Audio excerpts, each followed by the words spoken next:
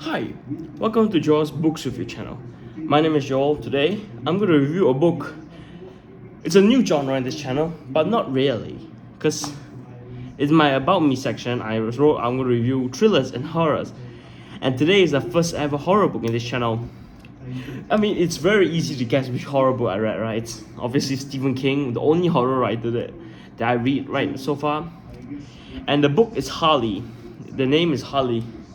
It's one of his most recent books. Obviously, not the most one. The most recent one is You Like It Darker. It's a collection of short stories, but this is released in 2023.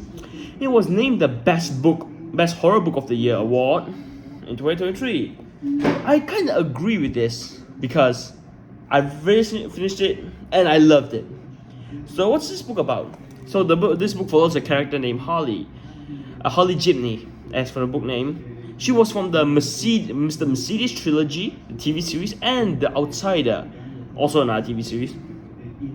So when does this book take place? So this book took place in the 2020s of 2020. It was the COVID era for us, right? And this book somehow it follows the COVID era as well.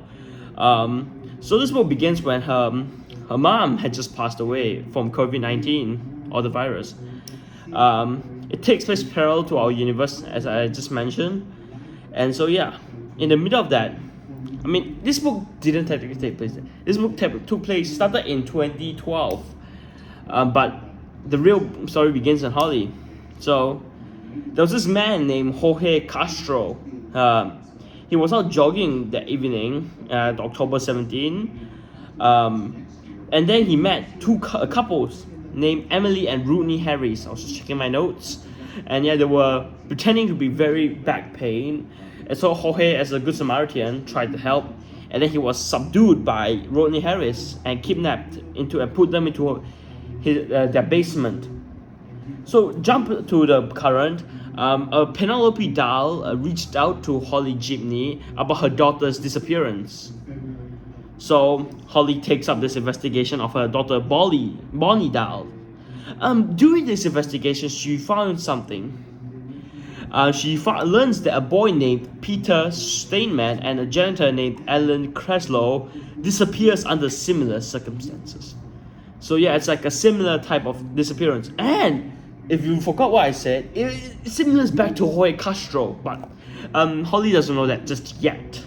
There were a lot of similar disappearances like this in the past, which also Harley doesn't know. So it's the aforementioned Jorge Castro. Then there's Carrie Dressler at September 10, 2015, and obviously Alan Kraslow, 27th of November 2018. So how do they kidnap these people easily? So the two planned by staging. Emily pretended to be a disabled person and forces like good Samaritans like Jorge or Peter to help her. And then once they're vulnerable, the husband Rodney Harris takes a needle and subdue them and kidnap them and send them to a basement.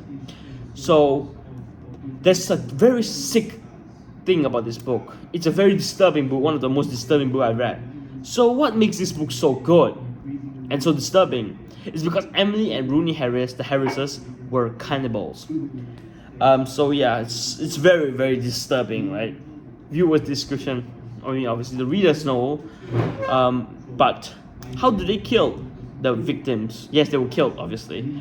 So they lock the victims in their own basement, and forces them to eat some raw liver, which is pretty disgusting.